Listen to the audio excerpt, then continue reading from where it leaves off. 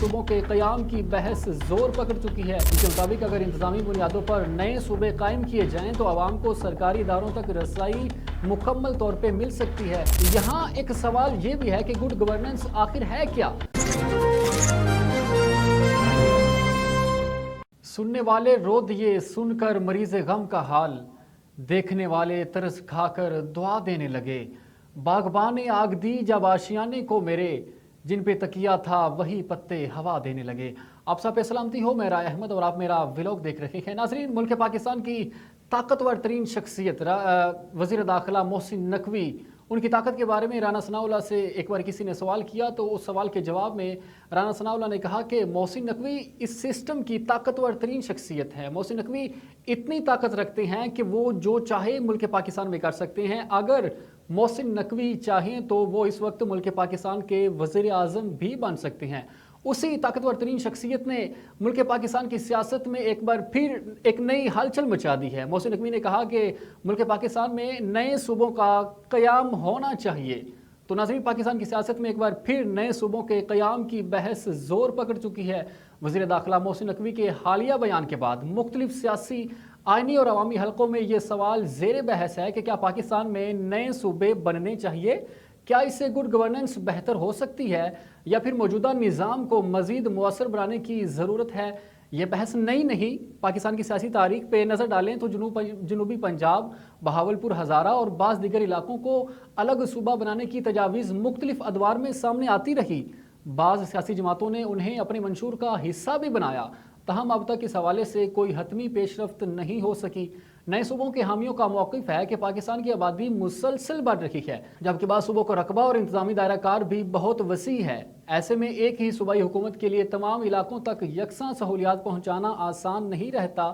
ان کے مطابق اگر انتظامی بنیادوں پر نئے صوبے قائم کیے جائیں تو عوام کو سرکاری اداروں تک رسائی مکمل طور پہ مل سکتی ہے، ترقیاتی منصوبوں کی نگرانی مؤثر ہو سکتی ہے، جبکہ صحت، تعلیم، پولیس اور دیگر بنیادی شعبوں میں بھی بہتری آنے کے امکانات پیدا ہو سکتے ہیں۔ حامی یہ بھی کہتے ہیں کہ جب فیصلے مقامی سطح پہ ہوں تو عوامی مسائل کو بہتر انداز میں سمجھا اور جلد حل کیا جا سکتا ہے، جس سے پسماندہ علاقوں کی ترقی کی رفتار تیز ہو سکتی ہے۔ دوسری جانب اس تجویز پر اختلاف رائے بھی موجود ہے۔ بعض آئینی اور انتظامی ماہرین کا کہنا ہے کہ صرف نئے صوبے قائم کرنا مسائل کا مکمل حل نہیں ہے۔ ان کے نزدیک اصل ضرورت مضبوط اداروں، شفاف حکمرانی، با اختیار بلدیاتی نظام، وسائل کے منصفانہ تقسیم اور مؤثر احتساب کی ہے۔ اگر یہ بنیادی اصلاحات نہ ہوں تو صرف انتظامی حدود تبدیل کرنے سے عوامی مسائل ختم نہیں ہوں گے۔ آئینی اعتبار سے بھی نئے صوبوں کا قیام ایک سنجیدہ اور باقاعدہ قانونی عمل ہے۔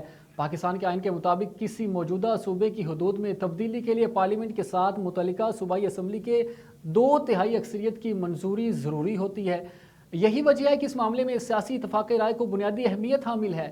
یہاں ایک سوال یہ بھی ہے کہ گڈ گورننس آخر ہے کیا؟ کیا صرف نئے صوبے بنا دینا ہی اچھی حکمرانی کی ضمانت ہے؟